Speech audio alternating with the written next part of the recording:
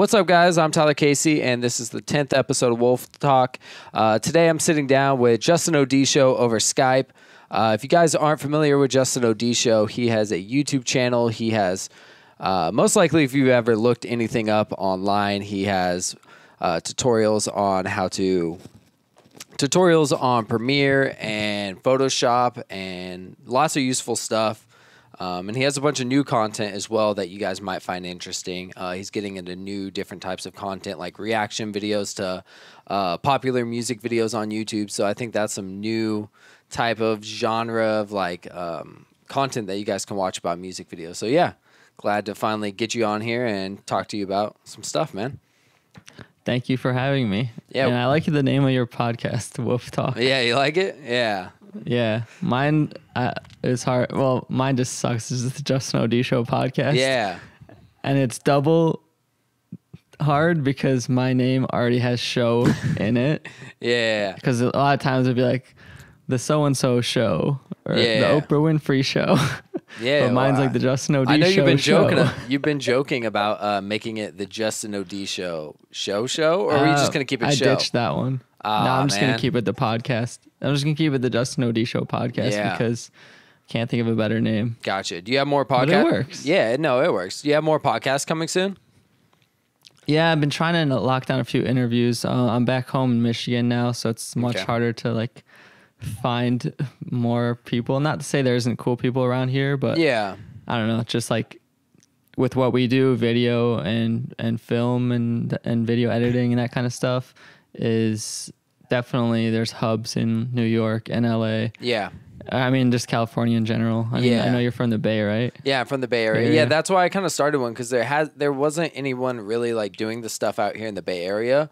And there's a pretty cool music scene and just, I don't know, just like Silicon Valley and all that stuff. So there's a lot of people doing video work and video stuff. So that's one thing that I kind of wanted to just tap into. Because I know I've met so many cool people from shooting videos. I was like, why not just, kind of document all that? Yeah. So. And I've done Skype episodes before. I guess I'm just being picky in some ways because the Skype episodes work just fine. Some of my most listened episodes are just Skype interviews. Yeah. But I have been slowly upping it, quality wise. Started out just me, no video, just audio. Then it went to me and someone else. And then it went to in person with video. And then I tried in person with video with multiple different camera angles. And I'm just kind of experimenting to see what the best format is. Podcasting is easy and hard in some ways. It's just so time having consuming. a combo, but it's just having a conversation. This is the easy part, just having a conversation. But then the hard part is finding a good time to do it, finding a suitable guest, finding a location, all this stuff. You know what I'm saying? It's it's purely logistical difficulty. Even even editing those little promos, the Gary V type promos with those take forever. Oh, those take forever. Even just editing multiple camera angles, it's just I don't know. You got to watch the whole thing. That's the other thing. I speed up. Yeah, I saw you posted that, and I always do that. I always hit L to speed up, and then. But yeah, so that's one thing is the post process is a lot of work. Yeah, it's an hour long, or I don't know how long your episodes usually are, but around an hour or so. And even if you don't even edit it, you don't do anything to it. You just listen to it over one time just to make sure, I got to cut that one part out where the phone rang or whatever. And just that is at least another hour of listening to it. Yeah. So and it's been fun though. It's not how have you enjoyed doing it? Oh, it's been really cool. 10 episodes? No, yeah, it's been cool. And I feel the feedback that I've been getting from people is really cool. Just hearing how it's helped people. And I think it's smart, especially just to be able to engage a section of your audience that because I feel people aren't going to sit there and watch videos forever. Because videos take up so much time of your day, just sitting and watching a video. So if you're on the go, someone could listen to it that's when I listen to your podcast is when I'm driving to a video shoot and I got an hour drive, and then because I feel I don't know, I'm wasting time listening to music or something. But yeah, I switched. That's exactly. I think a lot of people are starting podcasts, but I I always try to be authentic in what I'm doing. I'm not just doing it just cause. Yeah. I personally was listening to podcasts for like over a year pretty actively.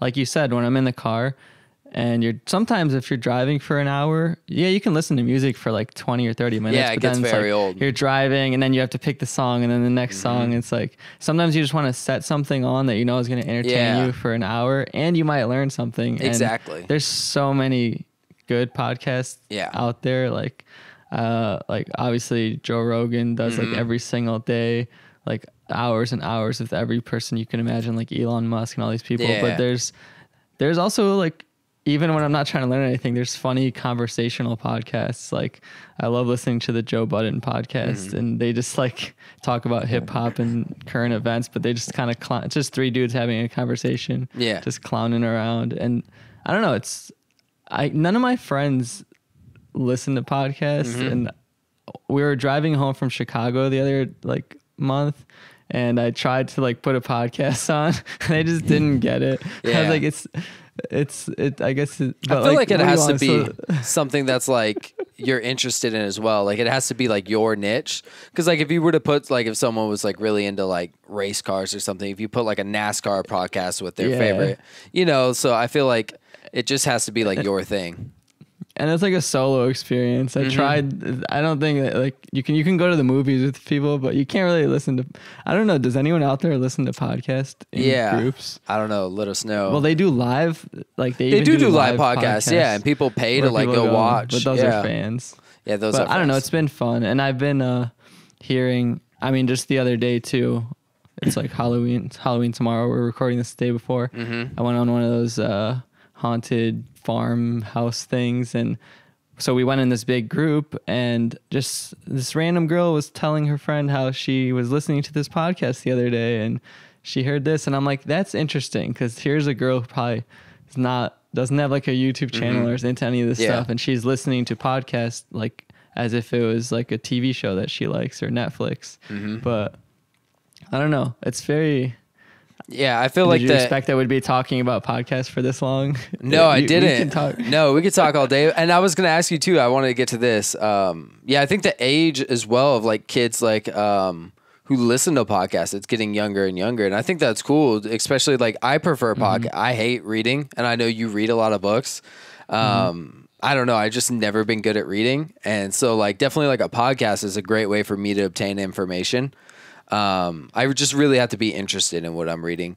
But when it comes to you're good. Not to interrupt you, but speaking of books, haven't you found that after doing a conversation with the person, it's like you read their book? That's what I always feel like. Yeah. No, it's definitely, and it's cool too, because like there's been people that like I've been talking to online for like years, and I've just been like, hey, your work's really good. And we just talk back and forth, like, and we're in the same area, but we've never just linked up. So finally, like, I'm like, making time and like going out and like meeting these people and then sitting down and talking to them for an hour. But I was going to ask you, how do you feel about like people watching your podcast versus listening to it? Because I started with straight video on YouTube and I was on everywhere else, but I feel like a lot of my like audience was like only watching my podcast.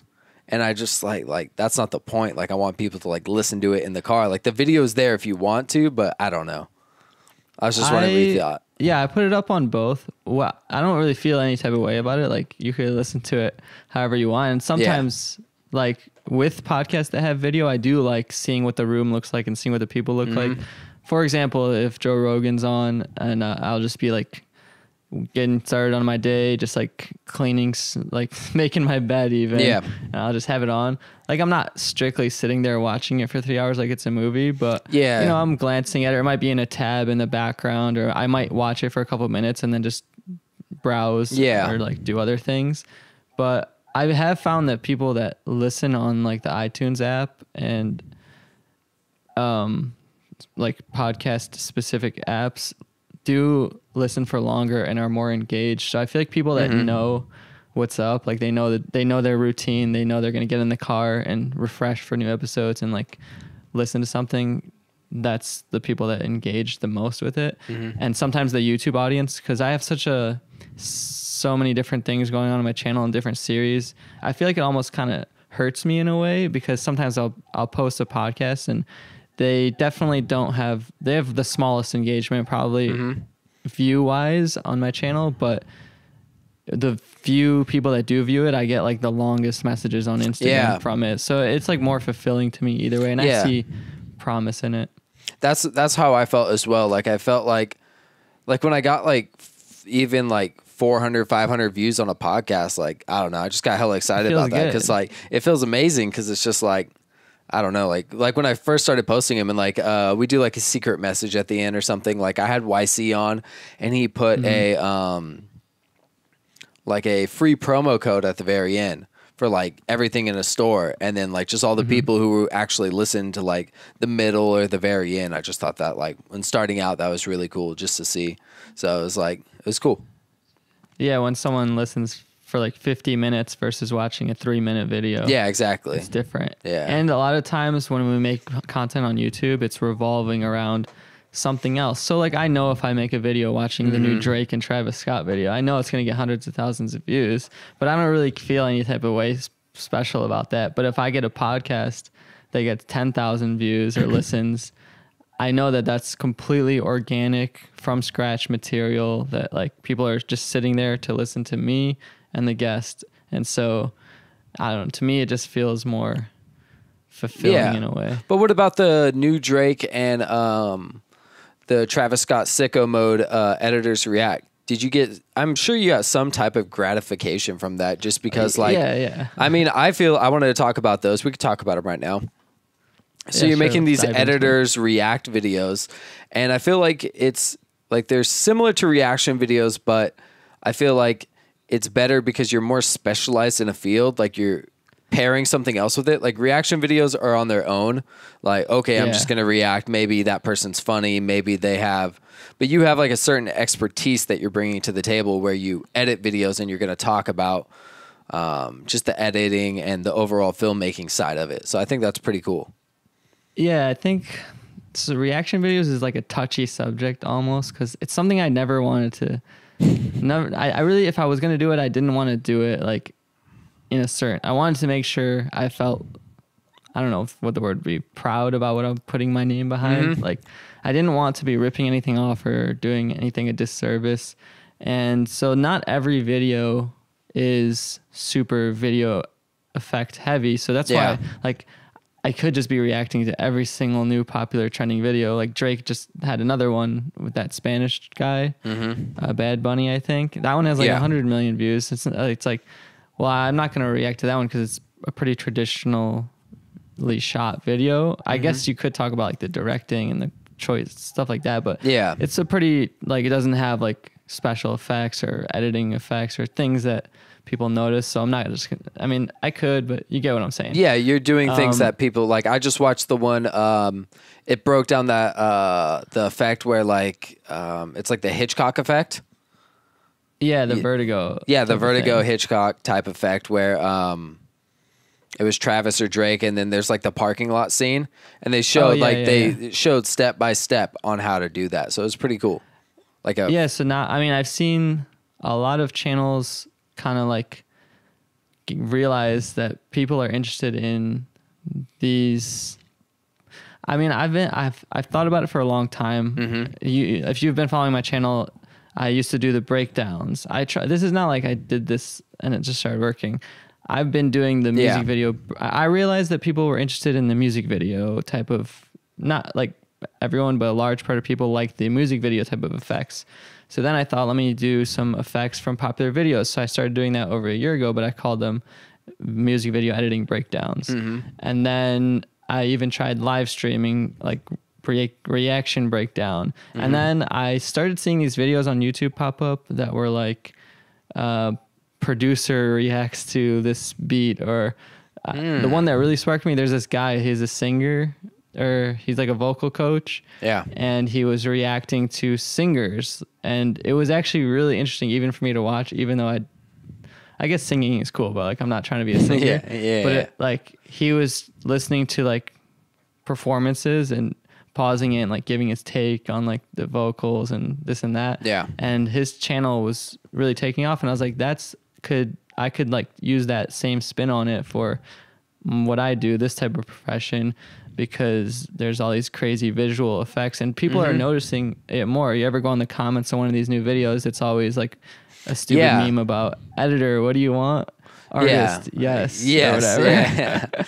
Yeah. And so even just average viewers are paying attention to the editing. It's become like a meme, or it's become more popular. And I feel like behind the scenes, people are kind of getting their name out there more now. Like editors or directors are becoming like kind of artists, not artists, but like not rock stars or something in their own way. Yeah, and so I started, I tried it, and it worked a little bit, and I tried it. I did like 10 or so episodes, and I'd say like half of them worked pretty well. Cool. So I'm still kind of rolling with the series and trying to figure out. I still get hate comments on them because people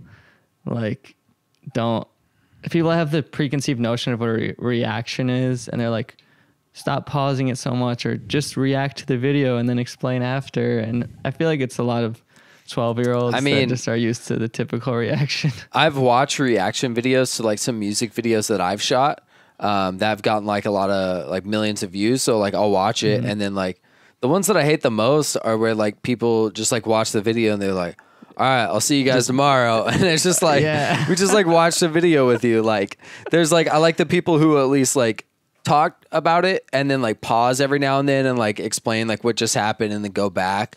Like, I don't know. I feel like if you're not going to chop it up, like it's, I don't know. It's whatever. Yeah, I don't know. It's a touchy stuff. To me, honestly, even doing them and having success with them, I'm going to be honest, it's like not as difficult as all the other formats of content I do. Yeah. And it does, for some reason, seem to overperform. And like, you can just see some of the, by looking at some of the top channels on YouTube, like the React channels, there's some with millions. Like the React channel has like 13 million subscribers. Obviously, they do a very professionally well done show, but in my opinion, it kind of overreaches because, but I guess like, you don't always got to work harder. Yeah. If it works, it works. Yeah. I think that's a good way to like continue to grow your channel as well. And then people find your other content. So, I mean, I think the perfect place too is if you know, like if you find how to do that specific effect and it's not on YouTube, like taught well anywhere, that's where you can really like cash in. And then you feel like you're like, all right, I put a really good piece of content out there. So, yeah. And that's what I used to do with the breakdowns. Is like pick 3 effects and actually teach them. And at this point, like it just got tiring for me because I have basically done a tutorial on everything. And so I just got kind of tired. Like if people want to know how to do that data moshing effect in the Travis Scott video, I'm not going to do another tutorial just to call it the Drake and Travis Scott data moshing because I already have one. And so, yeah, I agree with you. There's I will still pull effects out of if there's something new and you're like, I feel you on that. But going back to what we said, how you said creators are becoming more like rock stars. It's interesting. One thing I want to talk to you about, what I think you're really good at, is there's a lot of these people who direct Kendrick Lamar videos and direct all these videos, and they only have like 1,000 followers on Instagram, and it's insane. They're working with these people who have like and they just don't know how to like brand themselves. So I was going to ask you, like, what do you think are some like, because a lot of people I have on my channel are upcoming music video directors, they're maybe even artists. I just have like a lot of other good amount of people, and I was wondering like what are some solid tips that you would say just to like whether step up your like social media game to like brand yourself a little bit better. Because one thing about you I've noticed and I've heard you talk about is branding and how you have some solid like philosophy about that. Thank you. Yeah. It's something I've thought about like extensively myself because we are in this space where one, I'm absolutely the furthest thing away from like in the industry, right? I'm literally, I shouldn't have, okay, I'm not gonna say I shouldn't have any followers, but like, you're right. There's these people that have much more credibility in a way, or even skill or talent or a celebrity that they're working with. And I guess it all comes down to your goals. I would guess that a lot of these people that are probably like working on these big budget videos, I don't know, it's impossible to tell. Yeah. Maybe they are fine just like having a stellar production company and getting these big name jobs and making a lot of money. Mm-hmm. Maybe that's their passion, because I think it depends on the way you got into it. I got into it on not even the camera and directing side. I got into it purely on the editing side, playing around with these programs 10 years ago and making videos for YouTube. So of course I'm going to build up my YouTube and teach the softwares that I know really well. And it ends up helping out people in the same space. Yeah. But this is such a complex topic that I lost track. But it's all right. What I would say is, one, okay, so let's say they do want to get more followers and they are also in the industry. I think another trap that people get caught into is thinking just because you're standing next to Kendrick Lamar or whatever, then you're automatically popping, or just because you take a picture of a famous person that your picture is good, or that it's going to make you get a lot of attention. Let's keep it real. People are there for the artist a lot of times, so you got to, no matter who you're with, you still got to cultivate your own thing. The reason people follow me is because I help them in some way, hopefully. They learned how to edit something, or I provided them a resource or something like that. And so I'm thankful that I don't have to rely on having any industry connections. Nobody to put me on. Nobody's following me because they want to know more about the artist I'm working with or whatever. But I guess you got to take, if you are in that opportunity, that's awesome too. You just have to work both ends. Yeah. Now that I'm in this opportunity, I would love to work with a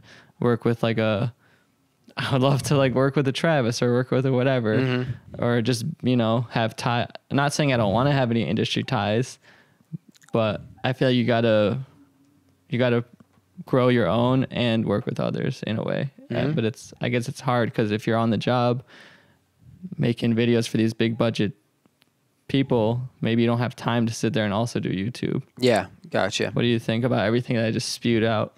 Yeah, no, I agree. I mean, I feel like it just depends. I feel like there are some of the older people in the creative field who don't want to just deal with Instagram and all that. But there are also some people like Darren Miller. I don't know if you follow him. He's a DP, and he does he just did that new Tyga one. He's done all sorts of stuff. There's directors and whatnot, like Colin Tilley, who are on social media and are top of the game, because I feel like it transfers over. But yeah, I guess it just depends. But I know what you're saying, where it also makes me think about Ben Real vs. World. Is that his handle? Yeah, I always get it mixed up. Okay, yeah. That is it, I believe. Okay, yeah. So I've heard you guys done podcasts together, but what makes me think about that is he said he was getting all his followers when he was on tour with Schoolboy Q. And the followers he would get is kids who would want to do what he does, is shoot videos and shoot photos at concerts. So he built up that following. He didn't, not because... Well, he would still get a percentage of people who are just follow him because he's with Schoolboy Q, and they're probably just trying to get to Schoolboy Q, rappers sending him a mixtapes, But he leveraged it. So let's say he gets 100 people come in, and let's say all of them would leave if he didn't do anything. He at least starts his own podcast and leverages it so that 33 of them will become fans of him. You know what I'm saying? And so he converts them over to so you definitely Banism. You just make that up right now? It's his religion of Ben. His religion of Ben. Definitely make sure to check out his podcast and show, Black with No Cream. Are you you're in the group, right? Yeah. Interview episode number 1. Yep. Yeah, no, I remember that. Yeah. But But another thing too, I guess, that helps someone like me. Honestly, I don't know if I'd be able to do half the content I do if I knew the artist and I knew the team. I'm always trying to give credit to everyone and always try to link everything and everyone. But let's say you're the lighting on set for the video, and then you turn around and you make this video on YouTube explaining everything that happened behind the scenes. So they're going to be what the heck are you doing? Are you doing your job, or are you taking pictures for your little YouTube channel, Yeah. So I feel like you have benefits on both sides. Wherever, people might always think like, I wish I was in that position. I wish I was had industry ties or was with a good company. And that would be good too. Use that to work with artists. But if you don't, if you're just sitting in your bedroom, then look at the possible benefits that gives you. Maybe you're more relatable. Maybe you, whatever, you know, maybe you can make videos without worrying about like industry stuff and label stuff and whatever, you know? Yeah. So one thing that I've seen you do on your live streams is you'll go check out people's Instagrams and give them like some tips and whatnot. And you gave me some pretty solid tips before as well. What are some tips that you would say that help people out, or that you see like some problems with people's Instagrams that you think they could improve on overall? So I'm not the master at Instagram, but like it's something I think about a lot, and I'm working on it. But overexposed now. I think one thing that a lot of people get, like the most foundational thing, is deciding who they are in a way. Like people will make 5 different accounts, like Ben, or let's just say John Smith photography, John Smith wedding photography, because I got to separate my personal life from my wedding photography from my music videography. And I think that's something that a lot of people like misstep right off the bat. And one thing that how I resolved that in my head was, if you're just one person, right? Like, and you like to take photos and videos and all this, then there's no reason to split it all up and segment it so much, because people want to follow people. Like, for example, there's so many different flavors of ice cream. Chocolate and vanilla is already kind of taken. So how you got to stand out is you got to be like that unique flavor. Or so like, I'm the kid from Michigan who likes video editing, who also is into hip hop music, who also XYZ, who's also whatever. So if you have like that unique twist of flavor, that's what people will follow you for, instead of trying to separate each of those little things you do into their own page, unless you're starting a company that's bigger than yourself. So like, if I was to start a media production company that has employees and whatever, then I could think about starting a separate page. And that's just how I like to think about it. I think a lot of people struggle with how to brand themselves in that way. But then when it comes to getting more followers, getting more likes, getting more engagement, it all comes down to creating, or like helping people. And in most cases, that means creating content across the web, whether that's Instagram, collaborating with others, providing helpful stuff on YouTube, Twitter, tweeting, writing articles, blogging, whatever. People aren't going to follow you for no reason just because like you have cool pictures. Yeah. Unless if they're like photography photos that are cool, but even still. No, they'll follow you for that, but they got to find you somehow. So how are they finding you? You don't have to go on YouTube, like, but you're collaborating. Look at some of the top photographers. Like, who's that guy with the neon photos? Brandon Wolfell? I don't know. I've probably seen it, but I don't know. He's like one of the top like Instagram photographers, I feel like, follower wise. He has like a very specific style. Or like, look at those, or have you seen that kid, Bryant? I think it's just Bryant. I think so. Basically, like, why do these photographers have millions of followers? Yeah. And they're not really on YouTube, and they're not really like a million times better than everyone else. But if you look at, they're taking, throughout the years, they started working with like these other popular Instagram girls or guys. And so in a way, they're always collaborating with each other. Yeah. So he's taking a picture of this girl for her. She's posting it to her audience and tagging him. Yeah. So that's, you know what I'm saying? He's not just totally selfish on like collaboration, and people are important. Even when we're doing this podcast right now. Yeah. It's a collaboration. So there's a little bit of crossover, and then we build a relationship too. And whatever projects we're working on might end up colliding in the future. Yeah. So I have videos on how to grow your Instagram and get more likes and engagement, that I lay out these ideas a little bit more step by step and organized. Like, but basically it comes down to those things, like collaborate, provide value create content across other platforms, you know. how many people can you help? As much people as you can help is as much people will want to return the favor by paying attention to you. Yeah. Did you see that Instagram story that I did a while ago? It was like probably like a week ago. I did like an Instagram story, but I shot it on my camera and then I like edited it and then I did like swipe ups. I did. What'd you think about that? It was like it was weird. I don't know if I saw many swipe ups. It was basically like a full YouTube video in Instagram story. Yeah. I remember scrolling through and thinking, oh, that's an interesting idea. Yeah. I don't know because like I wanted to do it on Instagram TV, but there's not really like a way to like send any links. And basically what the idea behind the video is just like gear because like that I think like people should have. Like people always like want to go out and buy like in the music video community, I don't know if you know this, like everyone wants to go out and get gimbals right away.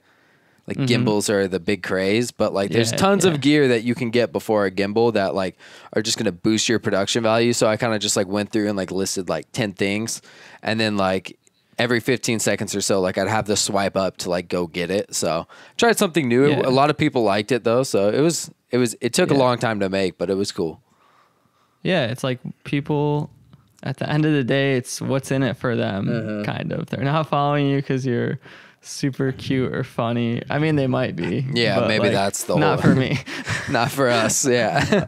I'm kind of funny, I feel like. But they're like, it's at the end of the day, you got to remember why people are there. It's like, don't get ahead of yourself and think you can just start posting selfies of your food or selfies. And people are there because you promised to provide value to them in some way. So that's one thing that you just did there is you made a helpful list of resources and links. Cool. Then someone remembers, oh yeah, I'm going to stay following this guy because he's always putting up like useful stuff that I might learn from. So I'm reading this book.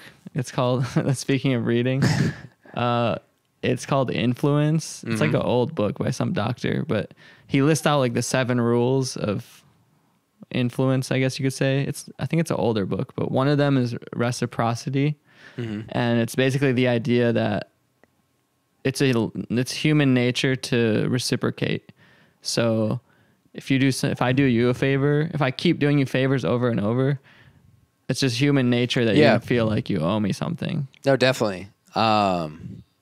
Yeah, no, that definitely makes sense. And we shouldn't, like, obviously you shouldn't be thinking about that. Like, oh, if I do this for people, they're going to do this back for me. But, I mean, if that gets just you to remember start. You can build goodwill and karma. Just like give out everything you have and help as many people as possible and just understand that it's just human nature that it'll come back to you. And one thing that I've noticed too is like, I shouldn't feel like I have to give away all my secrets.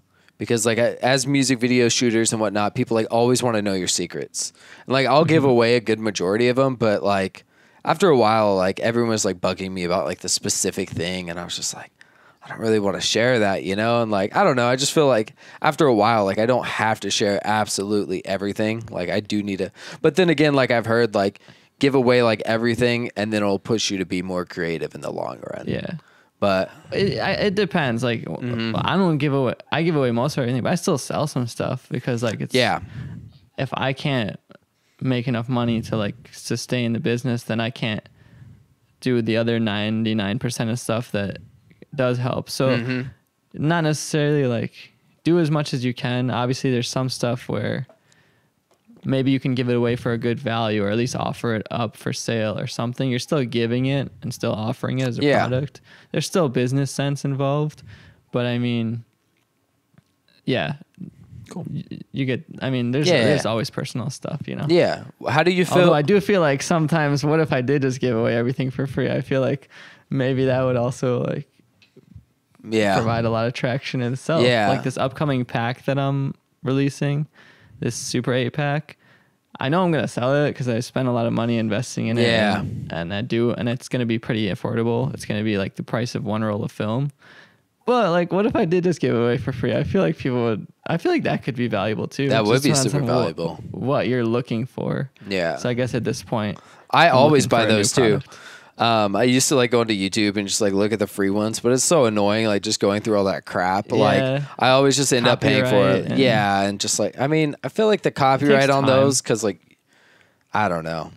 It's like the same 3 ones, and sometimes you need like a unique one. Yeah. And the thing about paying for products is like, yeah, you don't have to if you're just editing for fun or you're just starting out, but eventually like you're doing paid client work and you're kind of like your time is money. Everyone's time is money really, but not everyone thinks like that.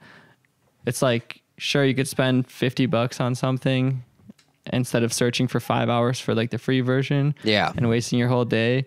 Or you could just spend $50 on it. It's going to save you several hours working. It's going to look good. And then you can just charge your music video budget up because your end result looks better. Exactly. So, I don't know. Not everything is not worth it. Like some stuff, I feel like people hate paying for software and digital stuff. Yeah. I made a video on that. It's funny. So I made a video. It's called, why I paid for crack software or something. And it actually has like 35,000 views. And I was just like super surprised, but like the comments are crazy on that video. Like I had people just like going hard on me, just like, this is so stupid. Like, where's the link for the crack software? Like, all in the bottom. And then like I got a really genuine comment this morning. Actually, it was really cool. He's just like totally understand. Like I even said like I cracked software when I first started because that's how I learned how to edit, and I wasn't making any money. I was just a kid. There's no way my parents were gonna pay for it. Maybe if I explained that, but I didn't know what I was doing. I was just playing around, you know. And then not until like I started getting paid for client work and like my computer kept crashing because I just had all these files. Like, all right, now it's time to pay. But like, everyone, I think they want you to pirate it at first, like 10 years ago. Yeah. And then like get you hooked to the habit of it and turn you into a customer. That could work. But yeah, it's like the same way you can walk into a store and someone's selling a bag of chips for like $4. Like that's just, I was gonna tweet this, like that's just potatoes, you know, like what you do is valuable too, you know? Like this film pack that I did, like I spent hundreds and hundreds of dollars processing and scanning it, and you know, my website costs money to keep up and all this stuff, and even like the Dropbox, like these are going to be big files. So I was thinking, how can I distribute these? And I was looking into this premium Dropbox thing, which I got to pay for monthly. So it's like they wouldn't get made if it was always being done for free because they cost a lot of time and money. And so it's like value for value exchange. Just because something's not physically existent doesn't mean it doesn't save you time, save you money, save you energy, like Uber or whatever. It's saving you. Like I did that drone pack. I gathered some of the best shots that I had from drone shots around the San Francisco Bay Area, and I put them on Dropbox, and then I offered them for $100, and there was like 26 4K packs. Like most of them were 4K 60 too, so you could slow it down and like get like a lot of clips out of these. And I think it was pretty useful because like if you were actually like a drone pilot, this would probably be about like, especially to get like these at like the right time of day, would be like 3 to 4 days of work just driving around through traffic, like flying your drone, charging batteries. So it's cool. Like if someone needs it for like, and you could use it for your music videos. You could even charge your client. Like you could make money off me. You could say, hey, I had to go out and fly a drone, you know, but so that would be up to your moral discretion. Yeah. You can do what you want. That's you can't always listen. Sometimes you have to, like you said with the comments on the video, you can't always please everybody, and sometimes you don't want to just. There's going to be people who are exploitative and people who are reciprocative. I don't know if I said that right. Sorry, but like I was saying with like the rule of reciprocity, there's going to be some people who they'll just want to take as much as they can get, like all the favors you can give them, and just exploit it and never give anything back. Like you don't always want to pay attention to those comments. Like, where's the cracked one? Where's this? Where's that? Yeah. All you need is that like handful of genuine relationships where someone's like, oh, dope, thank you. I was looking for some drone footage and that's a fair price, and you make a quality product. I mean, at the end of the day, if it's not good, then people... We'll let you know. You can't trick people on the quality. Yeah, most definitely. And the stuff that I make, I genuinely try to make it good quality and fair price. Then it seems like people can see that like people are pretty smart, and out of the hundreds of different like orders and things I've got, I've only had like a couple people just kind of didn't have the right expectations or decided they changed their mind or whatever. Nice. And I just, take care of them. Yeah. What do you use for your like online sales and like distribution for that kind of stuff? Like, do you use Shopify or what? No, I run my own website through WordPress, and WordPress has a bunch of different plugins. So nice. I have WooCommerce for that, and that's another thing with like I had to learn all this stuff too. Yeah. Like people might think, oh, you're making like when people ask me what I do, it's so hard for me to just say it in half a sentence. Like I make videos, or I'm a music video, or like you might say you're a music video director or whatever. But it's like, what if I told you, first of all, I had to figure out how to even get my domain and get the website running. And then I had to figure out, you know how like the HTTP and then there's the HTTPS for like secure. That took me forever, but I figured out how to get HTTPS, and I'm like learning all this stuff.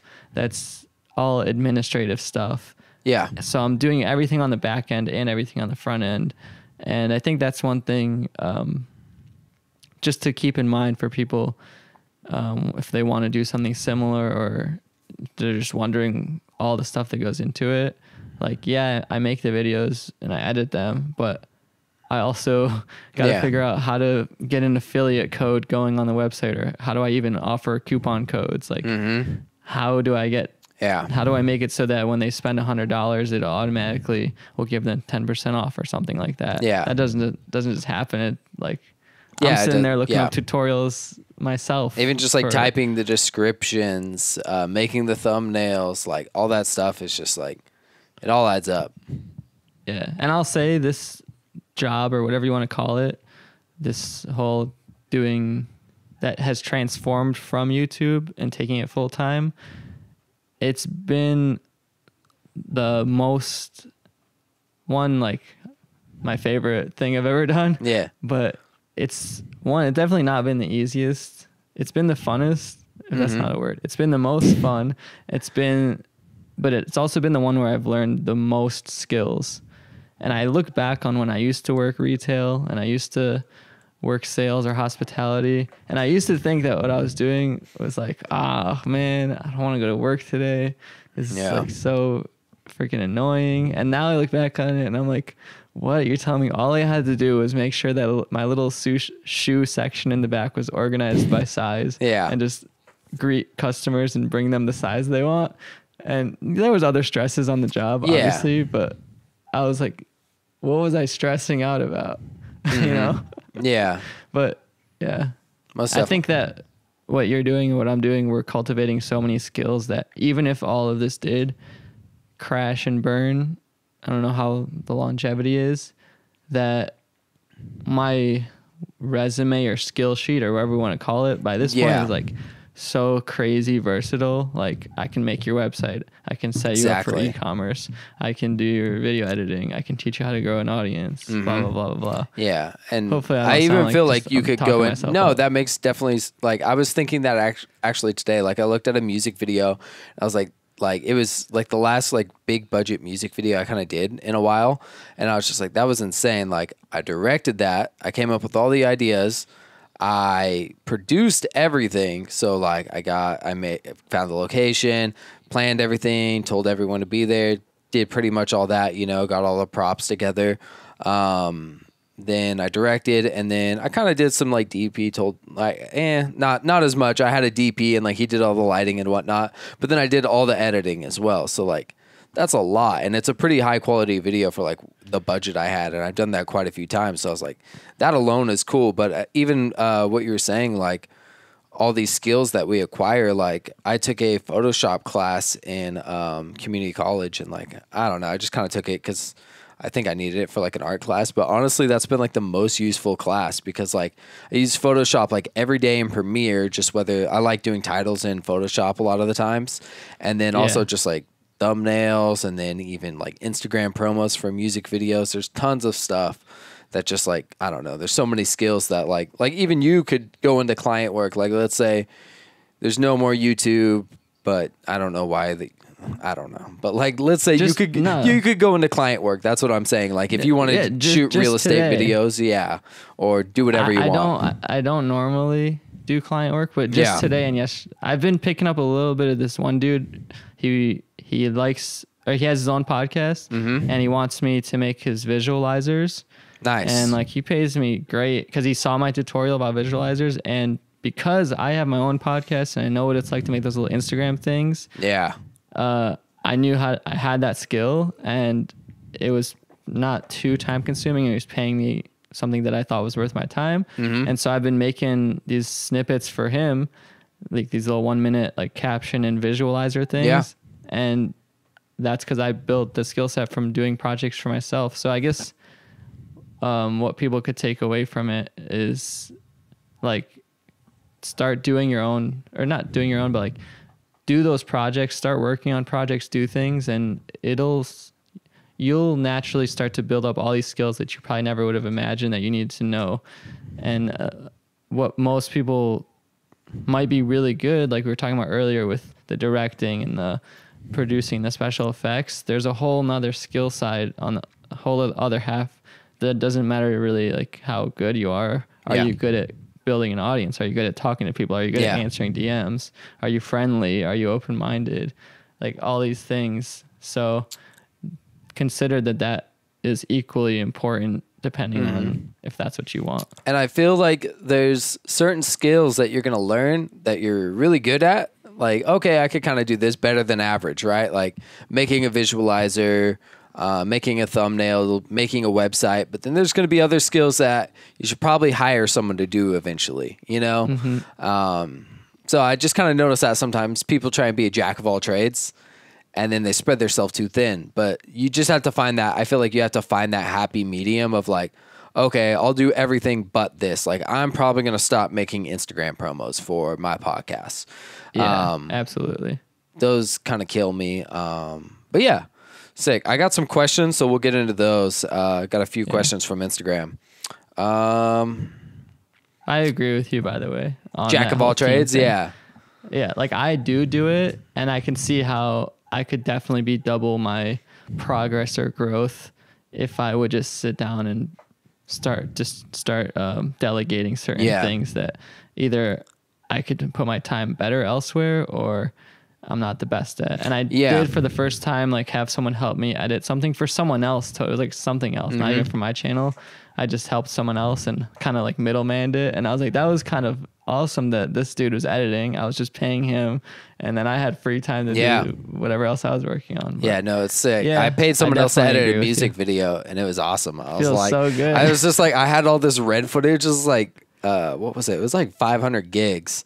And I was just like, I'm trying to think if I ever got that hard drive back. Yeah, I did. I gave him the hard drive, and then what happened? Yeah, I just got the edit back. It was awesome. And I was like, effects were already done. Good, so. Color was done. I was just like, wow. Like, I really like editing, but it was nice not to have to like sit there for 2-3 days and just edit.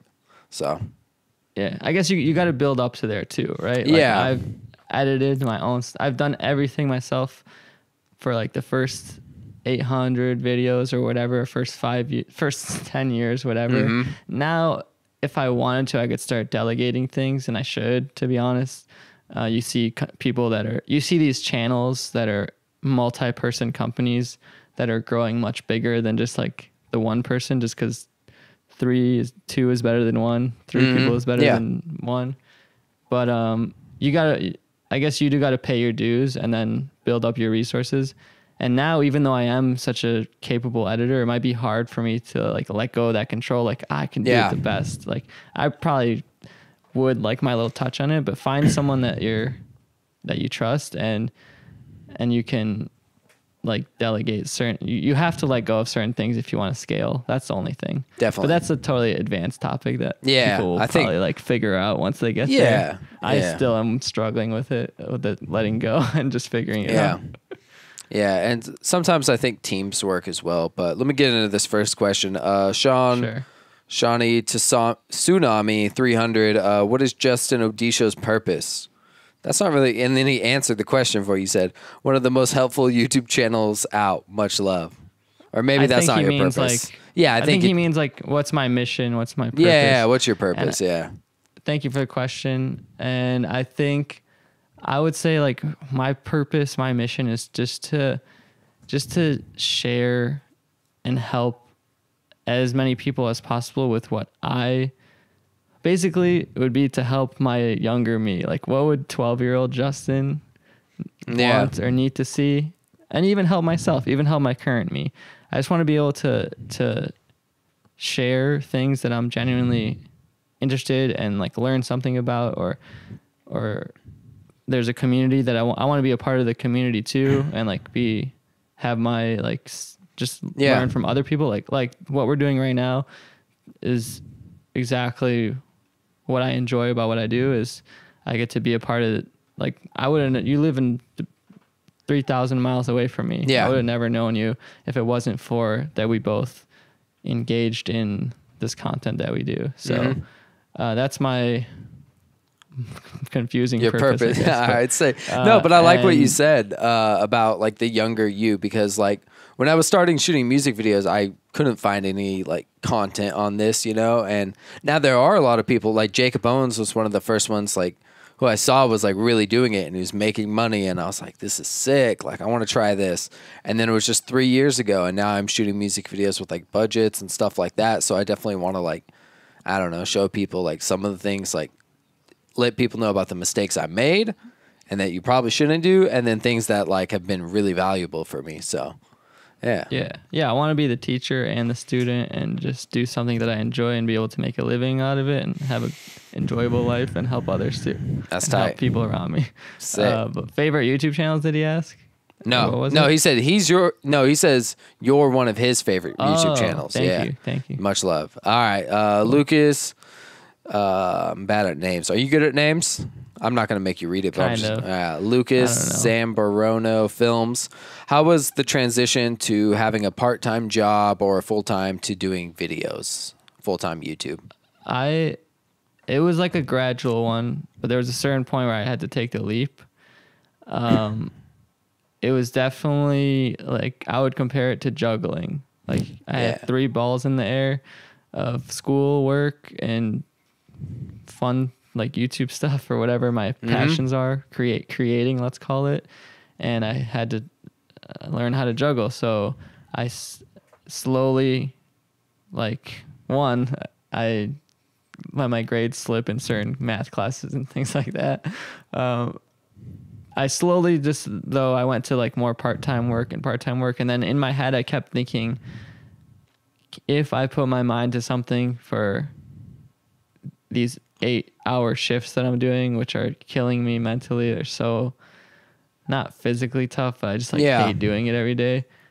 I just kept thinking, this little seed popped in my head, like, you're telling me that if I worked on my own projects for 8 hours a day, like straight up, like I was clocking into a job, I couldn't figure out how to make whatever I was making a day, like $50 or $80 or whatever. Exactly. And I didn't totally believe it at the time because I wasn't making any money and I had to pay tuition. But I had some previous experience with like freelancing when I was younger, and my YouTube channel was making a little bit of money. So, and I did look at other people doing it, and I was able to kind of convince myself that, I think I could do that. Yeah. And I was reading a bunch of books, and so I slowly transitioned, and then eventually I quit my official like retail job and then just coasted on doing like freelance and whatever else work I could do.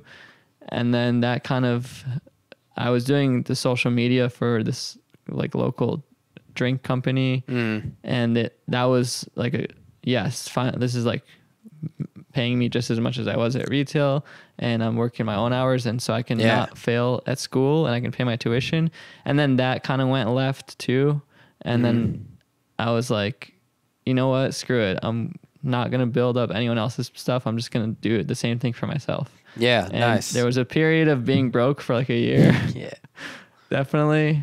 And definitely, I don't know how long I probably could have stuck it out, but it worked. Nice. Luckily. Yeah. I think definitely leaving yourself a cushion and I've heard a bunch of different ways people do it, but finding a job that's flexible. So like if that money's not there that week, you can pick up extra hours doing Uber or whatever else you're doing to kind of make up for that. But definitely, I feel like you're gonna know when the time's right. I had like this like really nervous feeling, like right when I was quitting my job, but I kind of knew it was right, and so that it all worked out. I guess as soon as I took the leap is when it started working. Like I feel like no matter what you do, there's gonna be like a 6 month to 2 year like figuring it out process. Yeah. So you're going to either deal with that now or deal with that later, but you're only going to start working through it once you take the leap. Yeah. You know? And thankfully, I don't have crazy bills or debt, and, I don't have a child to support and whatever. So I do see certain areas where I'm younger, so I could do it, and I'm thankful for that. So I don't know how I would do it in everyone's situation, but I do leave a cushion. Like I did, I canceled my gym membership, which was only like not that much money a month, but I still did it. I had like any sort of like expensive clothes I had or shoes, I sold them, and I did create a little cushion for myself to invest in gear and give it a shot, whether I was doing it consciously or subconsciously. So if you want to hear more about that, I watch my talk I did at my old university, Oakland University. Sweet. So, I listened to that it's on your podcast too. All right, cool. I think I kind of tell that story more in depth. Nice. Dakota wants to know, when are the live streams coming back? Shout out to Dakota. Yeah, you know Dakota? Soon. Yeah. Yeah. Cool kid. Yeah, he's hella cool. Soon, honestly, soon. I bought this new thing for my camera so I can turn my camcorder into a webcam. Sick. And I do need to get back on them soon. Nice. So yeah. I love your live streams are hella fun. YC just had a live stream. That was pretty cool too. They're super fun. He also wants to know, this is a good question. If you could only have 5 Premiere shortcuts, what would they be? All right, we got to go with C for cut. All right. We got to go with V to get back to your move tool. Yep. We got to go with L for like speeding up playback. Mm-hmm. And then the ripple deletes, Q and W. Okay, yeah. What about Control S? Save? Yeah, you got to save. No, we don't need that. We got the auto save. Save your projects right now, whatever you're doing. Save your projects. Goodness. My own question. How do you feel about the new update? I like it. I mean, there's not much like crazy stuff that's changing the way I work. Like I'm just still working on my little snippets and podcasts and whatever. Mm-hmm. But the Lumetri tools are cool. Yeah. To be honest, nothing like groundbreaking that's changing the way I work, but I can appreciate the little updates. Yeah, I feel like the performance has been better on my part completely. I haven't had any crap, and I do really I don't know. I put a lot of effects on my stuff. Yeah, like have you ever used Sapphire or Red Giant Universe? I haven't. I don't personally use them, but I've looked into them. Yeah. Yeah, they're cool, but they're pretty heavy plugins. Yeah. But I think I still managed to crash it one time. I was linking an After Effects file, but if you do anything weird when linking an After Effects file, like it's done. Like if you I don't know. I'm not gonna act like people might think I work for Adobe or something. I don't have any specific reason or to suck up to them or owe them anything. I've just been I started with Photoshop like 10 years ago. I used to use Sony Vegas like 10 years ago. Yeah, same. Sony Vegas, After Effects, and Photoshop. And then I stuck through with Photoshop for a long time. And so it all just kind of connects in that ecosystem for me. Yeah. But it always I never understand why people get so worked up about, whenever I make a video about the update, there's always like 10 very disgruntled like Adobe users or something, and they're like, this update sucks, why can't they focus on the real issues? Our program keeps crashing. I'm just like, honestly, like my program does crash too, like stuff's not perfect sometimes. Obviously there's other cool alternatives too, like go ahead, use Final Cut, use DaVinci, there's free stuff. Honestly, it works for me like most of the time pretty well, and I'm able to like use it to create whatever I want. But I don't know. Some people get very worked up. Yeah, I don't know. I guess I can say, I guess I would have a sort of not bias, but interest in sticking with it at this point. But I promise this is my genuine thoughts, whether I had hundreds of videos on the subject profiting me or not. Like, Yeah. I've been using these for like 10 years. Yeah, no, I've definitely enjoyed Adobe, and I don't know. I just prefer it. And they don't even like me, you know? I'm not going to say they don't like me, but like, Yeah. I don't know. Adobe doesn't like show me like crazy love for me to want to like always have their back. I'm surprised they haven't have they ever showed you any like love like that or anything? Yeah, or? yeah, a little bit, like some retweets and stuff. I'm just saying, like, they've never done any, like, I'm not like Adobe's poster boy sponsor child. Are you gonna go to NAB next year? See, the thing with those is like, I should. I've never been, and I should. Yeah, it'd be tight. They're like, I really should, honestly. I have no excuse. So yeah, I should. It was weird. Even like my YouTube was at like 5,000 subscribers, and I got recognized by like, I don't know, like 3 or 4 people, and that was insane. Like YC Imaging recognized me, and I was like, what the hell? Like, I guess he randomly like followed me the day before, and like that was really cool. And then just like going to the Aperture booth, I don't know if you followed them. They have like all those cool lights. Yeah. Shout out to them. They sent me some lights before. Yeah, they're really cool. And then even just like, I don't sit there and watch like all the Adobe. Like they have people come up and like show how to do stuff. That would probably be you. That'd be tight to have you up there like doing stuff. Nah, see, they would never have me do anything like that. I don't know why. That's messed up. Anyone from Adobe is listening? Yeah. Reach out to me. I'm over here. That'd be cool. I mean, I'm sure there's plenty of companies that would like love to have you there. It'd be cool to see you there though. It's just cool to like link up with people and stuff, but I don't know. It's all people that are in that specific niche in the same area, so you can do a lot of good networking and meeting people. Yeah, most definitely. And even just like collabs, like, I don't know, it's cool. I agree. I definitely believe in the power of events and stuff, and I want to be at more. Yeah, but what do you got coming up for the future? We're gonna wrap up around here. Sure. I've got that Super 8 film pack coming out in the next week or so. I'm actually cutting it up right now, just making sure. I'm gonna pack it together. It's gonna have like a couple different like clips of overlay textures. There's gonna be a couple film burns and like kind of flashes too, maybe like three or 4 of those. Mm-hmm. Also, still images too, if you want to like use them for Photoshop or whatever. Mm-hmm. So that's gonna be a nice little bundle of pack. I'm gonna try to price it at the price of 1 roll of film, which I think is totally reasonable and a price that you can understand where it comes from. Yeah.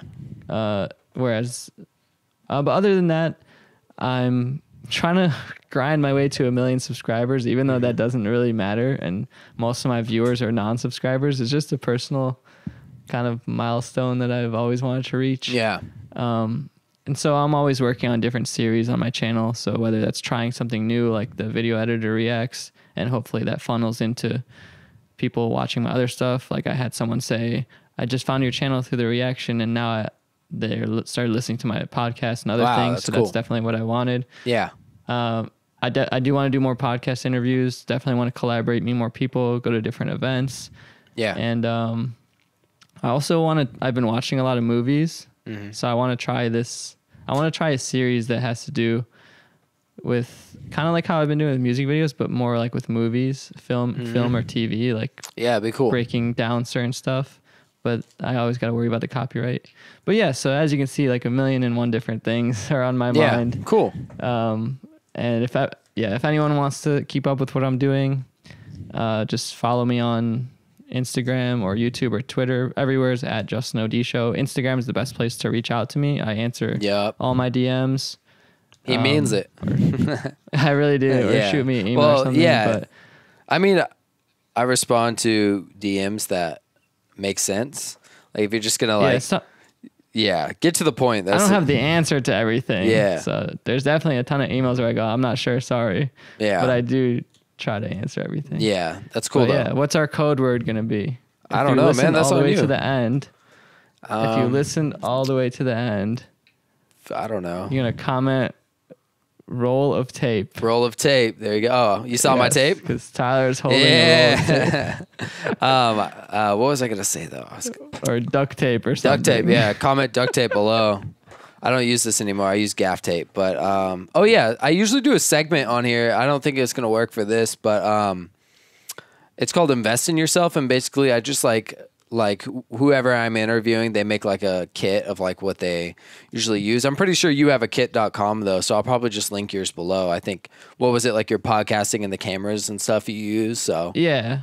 cool. Yeah, you can see it. You can see most of my gear. It's pretty up to date on the kit, like Cool. podcasting gear and even like books that I like. But if you want, just ask me if you have a specific question. Like, Yeah. oh, I like this little tripod, or I Yeah, I like have this that one book too. or whatever. Nice. Just DM me on Instagram. Cool.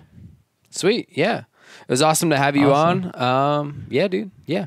Thank you so much for having me. Thank you guys for listening, and more stuff coming soon.